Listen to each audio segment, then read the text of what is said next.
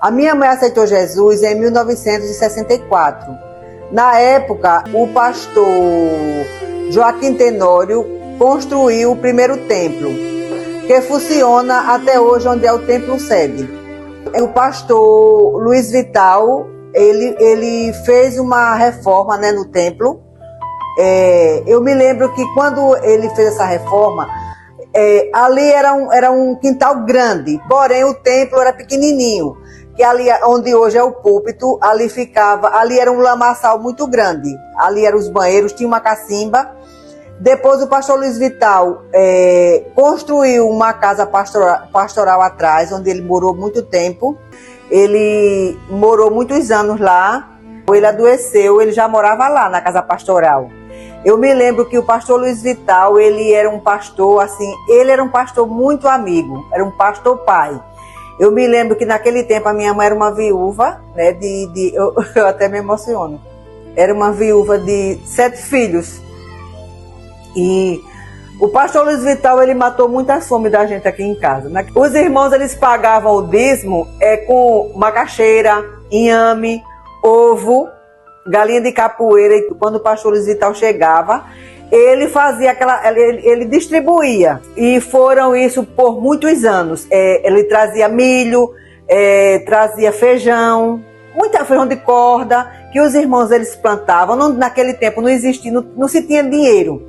E os irmãos pagavam os dízimos com isso. E ele tanto comia como distribuía para as pessoas que tinham mais necessidade. E isso foram por muitos anos. Eu me lembro que eles foram para uma casa de um irmão. E lá o irmão não tinha o que oferecer. E o irmão fritou língua de boi. Imagine o que é se comer língua de boi assada, pelo amor de Deus. E quando ali na mesa o irmão muito feliz, né? Porque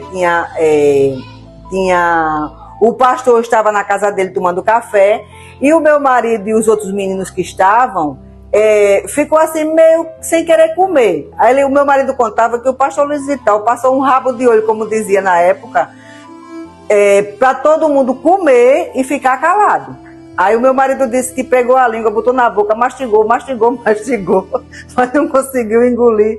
Aí o meu marido disse que quando mastigava, o pastor Luiz Vital ficava olhando assim para ele. O meu marido disse que disfarçadamente pegou, né, assim, botou por debaixo da mesa, mas não falou nada, porque o pastor Luiz Vital só em olhar já dizia: cuidado, olhe, não pode falar nada.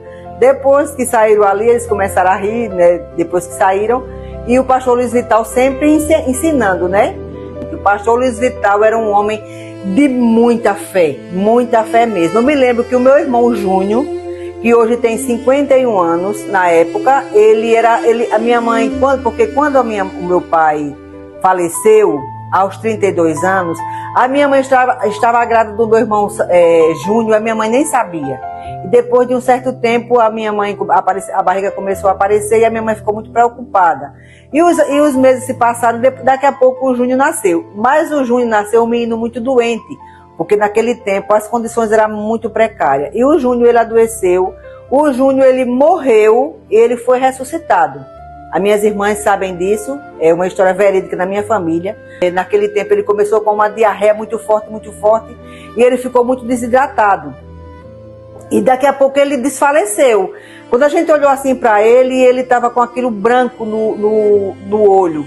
E a minha mãe ficou muito desesperada. Eu me lembro que quem veio aqui em casa orar, porque naquele tempo, quando as pessoas adoeciam, chamavam o pastor, chamavam os dirigentes da igreja e eles vinham.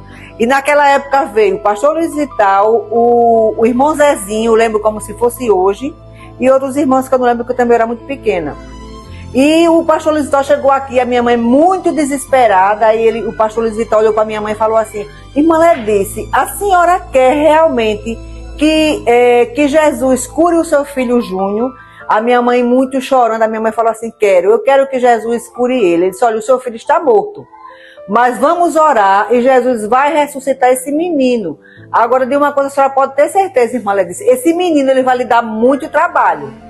Aí a minha mãe, naquele desespero, a minha mãe disse que queria, e ali os irmãos começaram a orar, uma oração assim muito fervorosa, e naquele intervalo o Júnior começou a chorar. E a partir daí o Júnior foi um dos meninos dos meus irmãos que teve mais saúde, porém foi o que mais deu trabalho.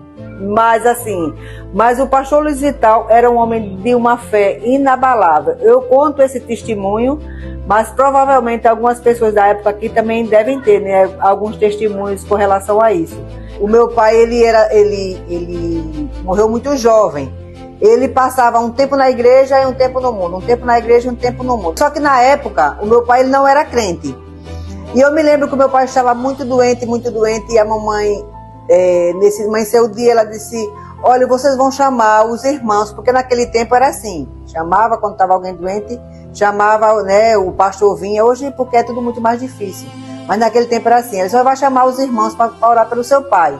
Só que a minha mãe não tinha noção que o pai ia morrer naquele dia, talvez se ela soubesse, mas também ela não falou.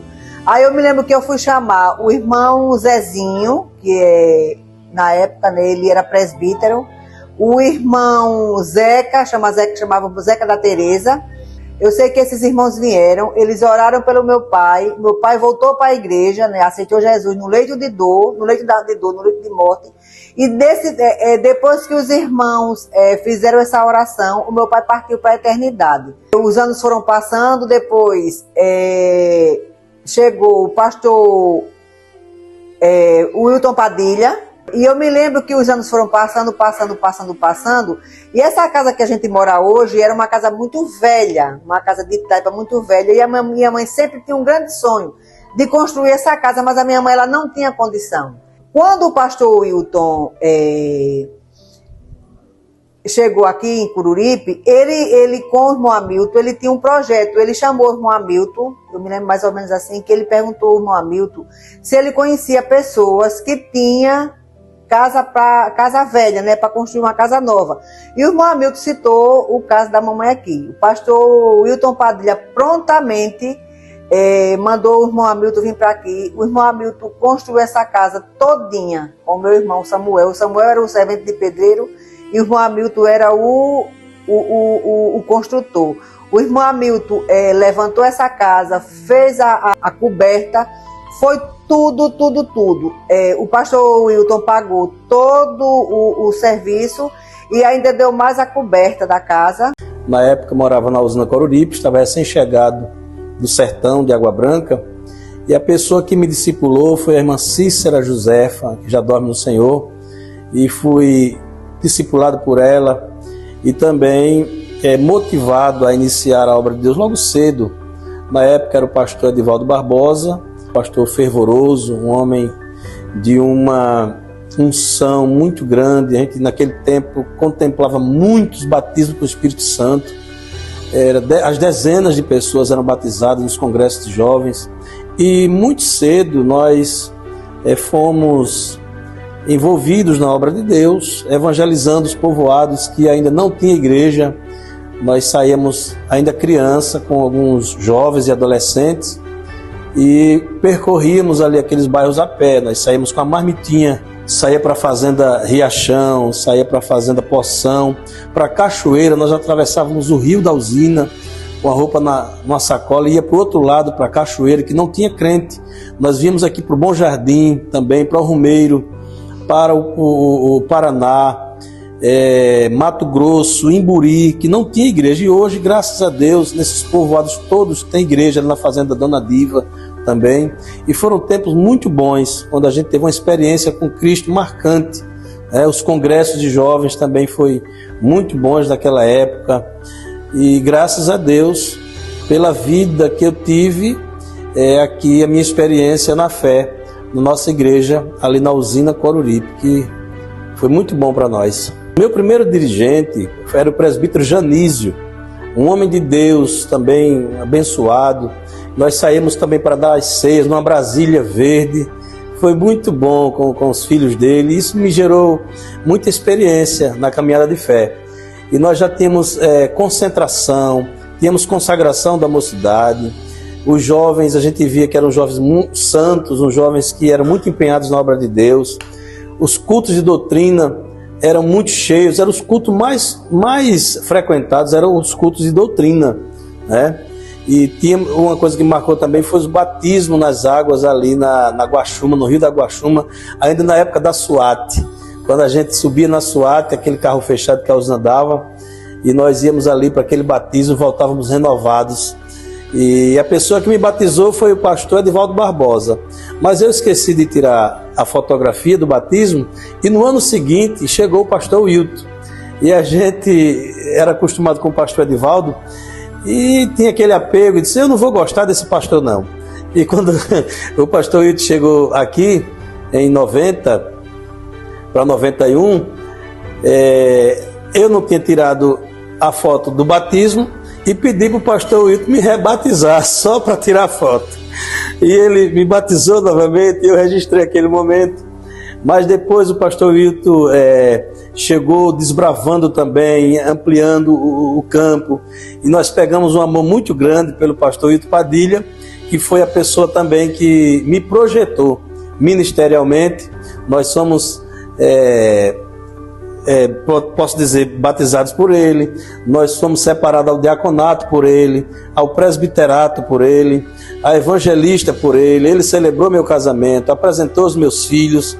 E depois choramos muito, né, com essa saída nossa aqui, porque foram 30 anos ao lado do pastor Wilton, cooperando com ele. Tudo isso eu devo também ao pastor Wilton, que é um homem a quem eu aprendi muito e amo muito até hoje e considero como meu pastor. O pastor Wilton chegou aqui, igreja mesmo, só tinha em Bom Sucesso, Santa Terezinha, Pindorama, Palmeira Alta e Piauí, o restante não existia. Aí existia a igreja na outra região, que era a igreja, a usina Coruripe, que era a maior igreja na época, a usina Camaçari, e aí tinha Capiatã e Guaxuma, e então Puxim, que era essa região de lá, e Coruripe só existia a sede, que na época quando o pastor Wilton chegou, nem a igreja estava funcionando. Hoje você fazer essa comparação é muito difícil. É como você transformar, sei lá, em porcentagem, é até difícil de dizer, mas é como se fosse 500%, 800%, não sei, é muita coisa. É poucos crentes que tem da época, mas a história é tão interessante que parece ser algo assim de 100, 200 anos atrás, por ser tão grandiosa a quantidade de igreja e de crente que tem em Coruripe. Eu fui separado a diácono ainda solteiro, né? E solteiro, diácono, já servindo aqui no Barro Preto 2, já viemos de mudança no ano de 2000, e o pastor dizia, meu filho, case, que eu quero colocar você numa congregação.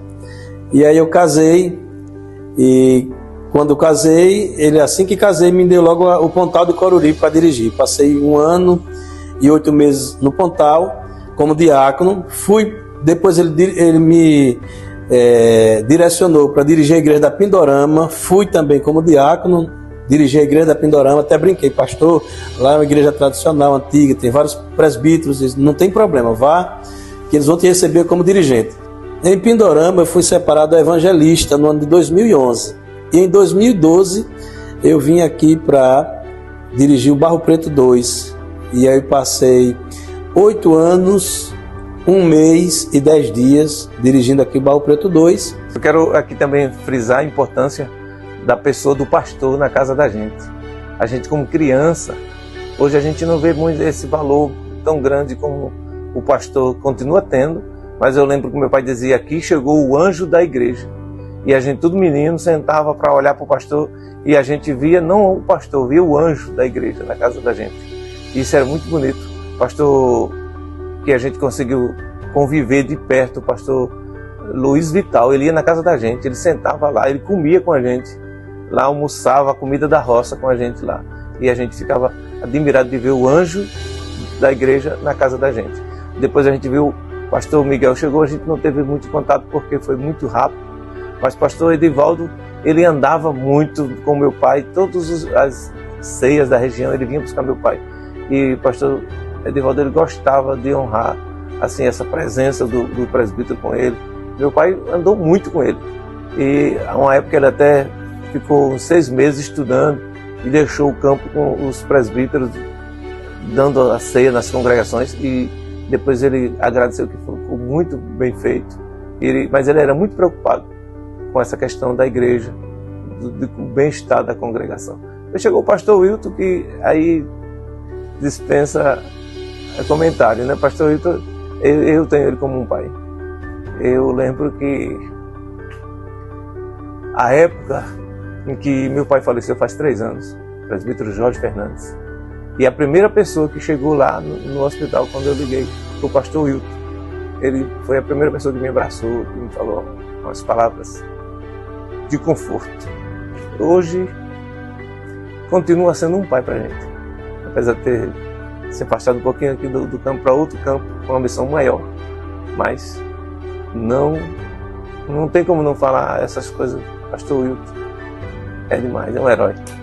Não podemos esquecer que alguém se sacrificou até o ponto de dar a sua vida lá no começo.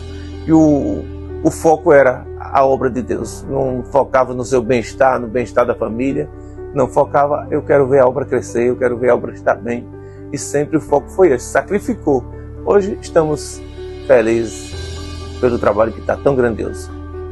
O pastor Wilton foi um pastor que revolucionou esse município de Coruripe, construiu igrejas por todos os povoados, ampliou as que já tinha, chegou fazendo muitos eventos de impacto, carreatas, caminhadas, congressos, e isso alavancou muito o crescimento da Assembleia de Deus. A gente disse que...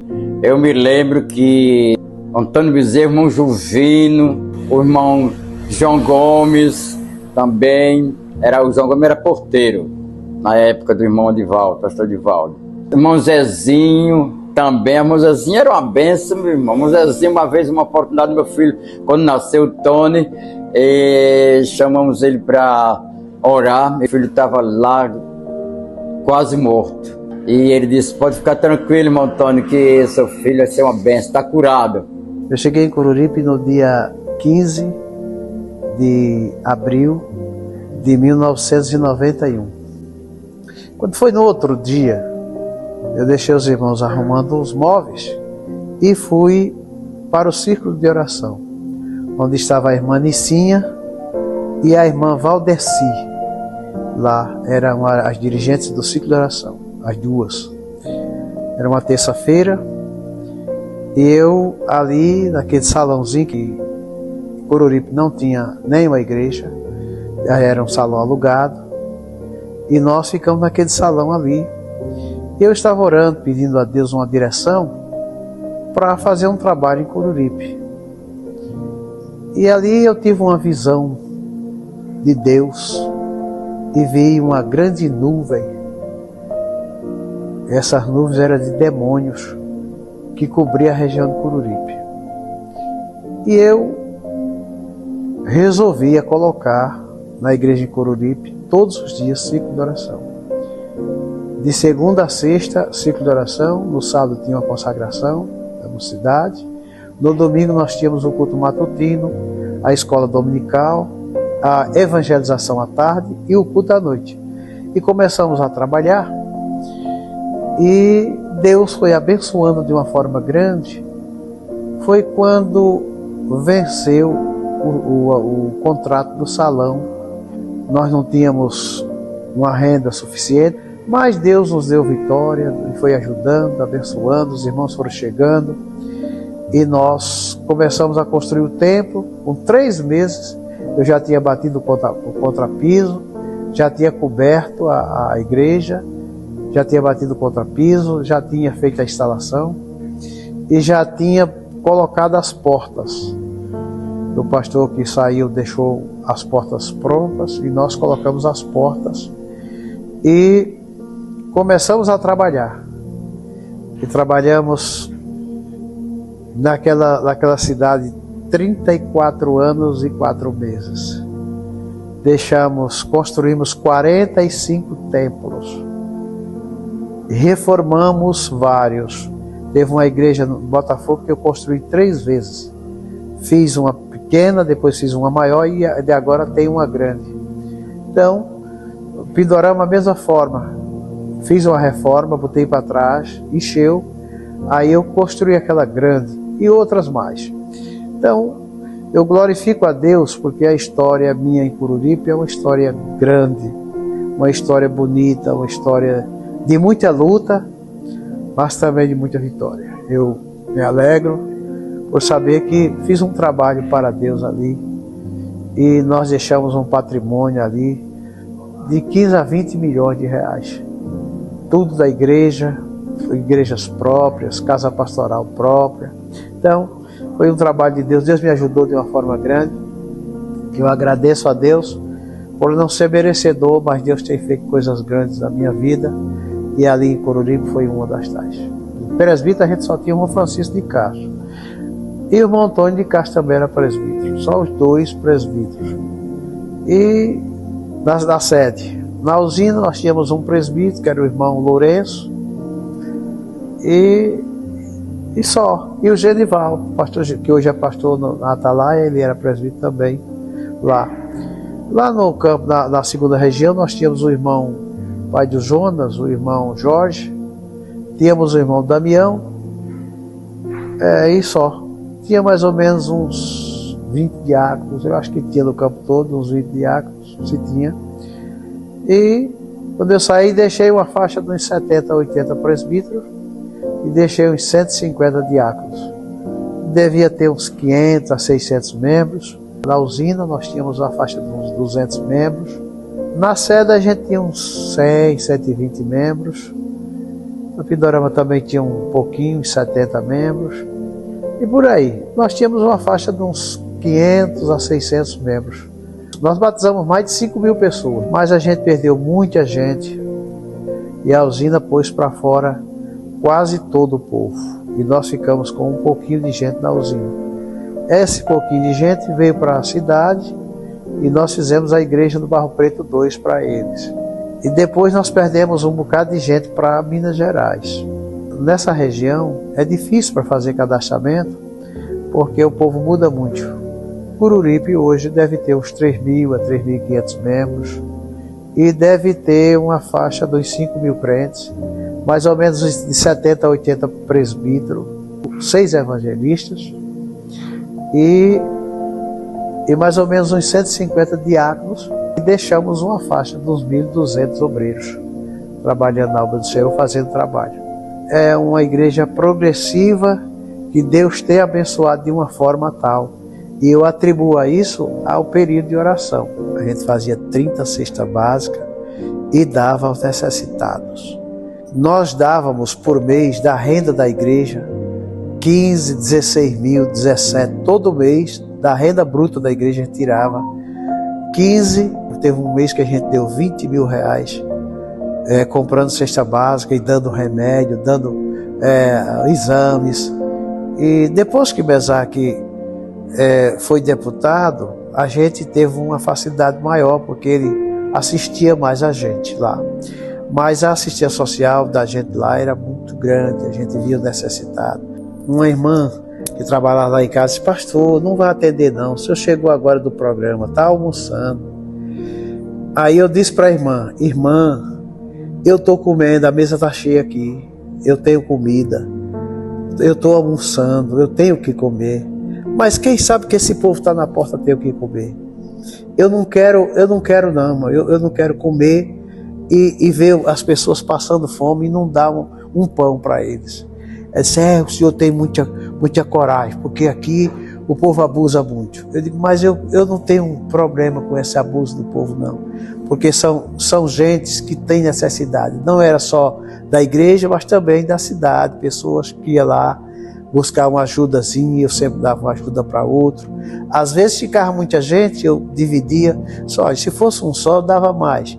Mas como é muitos, eu vou dividir para vocês.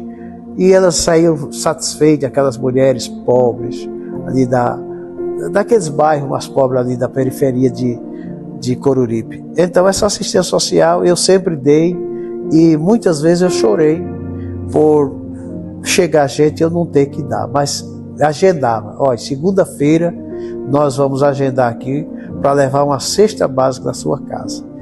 E era assim, e eles se acostumaram comigo, e eu era o pai deles. Eles disseram: você é meu pai, você é meu pai. E eu me sentia pai daquele povo. Eu não quero nada para mim que eu veja alguém necessitando e eu não venha socorrer aquelas pessoas. Os desafios de Coruripe foram muitos. Eu era um jovem, quando eu cheguei em Coruripe eu tinha 37 anos de idade. Sempre fui corajoso, sempre fui trabalhador e sempre fui uma pessoa de fé e animado, porque o que vale é a animação. Se você desanimar, meu irmão, não vai não. Mas sempre fui animado e os desafios foram muitos. Essas construções que a gente fez sem dinheiro, né? Não tinha dinheiro, a gente começava e o dinheiro aparecia. Então, construí 45 congregações. Eu estou falando com o campo de Imbira, que eu dei 5 congregações para Imbira. Construir esses tempos todos. A renda de Coruripe não é suficiente para isso.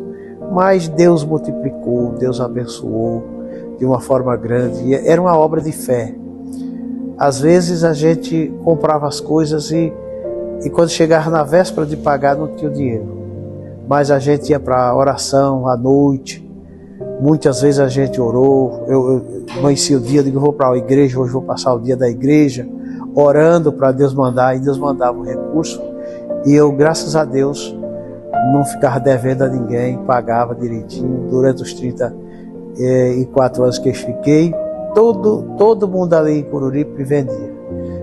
Muitas pessoas quiseram, paz, o senhor vai sair. Eu digo, meu irmão, eu não sou meu, sou de Deus, vou sair. Mas, graças a Deus, esse foi um desafio. O outro desafio foi da pandemia. A gente não tinha direito de entrar na igreja. E algumas vezes eu fui dar a ceia, a polícia na porta. E ainda bem que os policiais, muito educados, eles iam pedir a mim, pastor, não faça culto, porque o governador pôs um decreto. E ele pediu que a gente cumprisse o decreto. Mas eles, tudo na boa, eles pediam. E eu pedi a eles, deixa eu celebrar a ceia. Quando eu celebrar a ceia, eu fecho, vou só celebrar a mesma ceia. E nós celebrávamos a ceia e elas na porta. E depois recebemos uma ordem, fomos denunciados. O interessante, irmão, que a gente foi denunciado por uma própria crente. Um crente que denunciou a gente no Ministério Público. Porque existe muito crente dentro da igreja que só Deus, né? A cabeça fraca e também a ruindade e a natureza ruim. Mas fomos denunciados, a promotora mandou fechar. Mas foi muito duro, a pandemia deixou a gente muito triste. Um dia eu cheguei da igreja chorando, eu chorei tanto, quase que morro de chorar. Quando eu vi a igreja vazia, eu chegava lá para fazer umas lives e via a igreja vazia e eu não me controlava para poder fazer a live. Mas passou a pandemia e o povo voltou de novo e a igreja hoje está lá a todo vapor. Graças a Deus a igreja de Coruripe é uma igreja que trabalha, que evangeliza. A gente vê o povo na rua, tem grupos de evangelismo, culto nas casas, culto na rua. E ali é um trabalho que vai-se embora, eles mesmos levam a igreja. Então, esses foram os desafios, né? Dizer da minha alegria, minha satisfação em fazer parte dessa história, a história da Assembleia de Deus no campo de Coruripe, Alagoas. Estamos hoje já completando 38 anos de ministério, já passamos por 10 grandes igrejas do estado, passamos por Feira Grande, em Maceió trabalhamos 11 anos na tesouraria, trabalhamos em várias congregações como Pinheiro, Estáquio Gomes, trabalhamos com o Engenho de Dentro, trabalhamos Bom Parto. Então, de lá Deus nos chamou para São Luís do Quitunde, passamos lá 8 anos, fizemos uma obra para Deus. De lá fomos para Matriz do Camaragibe, outra grande igreja, também fizemos um trabalho lá para o Senhor. E aí o pastor José Orisoldo Nunes de Lima, nosso pastor presidente, nos convocou para substituí-lo em São Miguel dos Campos. Trabalhamos lá por quase 10 anos e no dia 13 de junho do ano de 2025, agora completou um ano, dia 13 de junho, completou um ano aqui em Coruripe. E no dia 4 de julho nós chegamos de mudança para trabalhar. Estamos felizes, agradecidos a Deus. É um grande privilégio da parte de Deus substituir um homem tão conhecido, um homem de uma expressão tão grande como o pastor Wilton Padilha, meu irmão, meu amigo, e tem sido para mim uma alegria e um desafio, né? Fazer a obra de Deus neste campo, mas Deus tem sido conosco e podemos dizer como Samuel, até aqui nos ajudou o Senhor. Não é fácil, né? Não é fácil. Eu conheci vários pastores que passaram por aqui, como o pastor Luiz Vital, conheci o pastor Edivaldo Barbosa, né? Depois conheci o pastor José Costa Mendes, que foi missionário para a Argentina, depois o pastor Wilton Padilha. É uma grande responsabilidade, né? E nós estamos aqui dando o nosso melhor. Tudo que sei, tudo que posso, então estou dando para a obra de Deus. É um campo vasto, são 38 congregações. O pastor Wilton foi um grande herói, fez uma grande obra aqui neste campo, na área da construção, e Deus, né, nos trouxe para cá para dar prosseguimento à obra. A obra de Deus não pode parar. Então Deus vai levantando obreiros e a obra continua. E eu estou feliz em fazer parte dessa história. Ainda há muitíssima terra para ser conquistada. Nós não temos ainda 10% da população de Coruripe salva e pertencendo à Assembleia de Deus. Então tem muita gente para ganhar para Jesus. Tem muitas almas para a gente ainda conquistar. Deus ainda vai fazer muita coisa boa nesta cidade. Eu creio que antes do arrebatamento da igreja haverá um grande avivamento na igreja e Deus vai levantar aqui um batalhão de obreiros, um batalhão de mulheres e homens de Deus comprometidos com a obra, e junto conosco nós vamos ganhar almas, arrebatando almas do fogo para o céu. Toda história tem um começo, mas as histórias que Deus escreve nunca terminam. Elas seguem vivas no coração daqueles que permanecem. Ao olharmos para trás, não vemos apenas fotografias amareladas pelo tempo, antigos templos ou páginas de um arquivo. Vemos vidas. Vemos joelhos dobrados em oração, lágrimas derramadas por amor ao Evangelho, famílias inteiras dedicadas à obra de Deus e homens e mulheres que escolheram servir ao Senhor acima de todas as coisas. Muitos deles já não caminham entre nós. Seus lugares ficaram vazios. Suas vozes silenciaram nesta terra, mas sua fé continua ecoando em cada culto, em cada hino entoado, em cada alma alcançada e em cada geração que permanece firme na presença de Deus. A Assembleia de Deus em Coruripe não foi construída apenas com tijolos. Ela foi edificada sobre oração, sacrifício, perseverança e uma confiança inabalável no Senhor. Cada pastor, cada obreiro, cada irmã do círculo de oração, cada jovem, cada criança e cada família que fez parte desta caminhada escreveu com sua própria vida um capítulo desta grande história. Este documentário é mais do que um registro histórico. É um ato de gratidão. É uma homenagem àqueles que abriram caminhos quando tudo era difícil, que mantiveram acesa a chama da fé e nos deixaram um legado que o tempo jamais poderá apagar. Preservar essa memória é preservar nossa identidade. Relembrar de onde viemos para compreender quem somos e renovar o compromisso com aquilo que ainda estamos chamados a construir. Porque uma igreja que honra sua história fortalece seu presente e prepara, com esperança, o seu futuro. Que as próximas gerações conheçam os nomes, as lutas, as conquistas e, principalmente, a fé daqueles que vieram antes de nós. Que nunca lhes falte a inspiração deixada por homens e mulheres que viveram para glorificar a Deus. E quando, um dia, nós também fizermos parte das lembranças daqueles que virão depois, que possam dizer que fomos fiéis ao mesmo chamado, que guardamos o mesmo Evangelho e que continuamos escrevendo com amor e dedicação a história desta obra.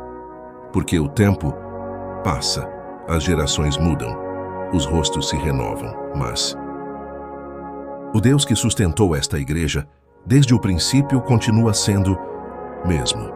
E enquanto houver alguém disposto a contar esta história, a honrar aqueles que nos antecederam e a anunciar Jesus Cristo, o legado da Assembleia de Deus em Coruripe permanecerá vivo, não apenas na memória, mas na fé, na missão e na eternidade.